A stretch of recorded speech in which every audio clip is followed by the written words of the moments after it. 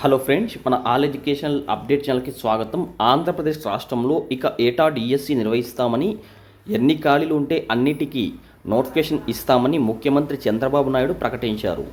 విద్యాశాఖను ఎట్టి పరిస్థితుల్లోనూ నిర్లక్ష్యం చేయబోమని నిరుద్యోగులు సన్నద్ధమవుతూనే ఉండాలని సూచించారు. మెగా డిఎస్సీలు ఉద్యోగాలు పొందిన అభ్యర్థులకు గురువారం అమరావతిలో ఏర్పాటు చేసిన కార్యక్రమంలో ఉపాధ్యాయ నియామక పత్రాలు అందించారు. ఈ సందర్భంగా సీఎం మాట్లాడుతూ 15 సంవత్సరాల్లో 14 సార్లు డిఎస్సీ పెట్టి 1,96,619 మందికి ఉద్యోగాలు ఇచ్చింది నేనే.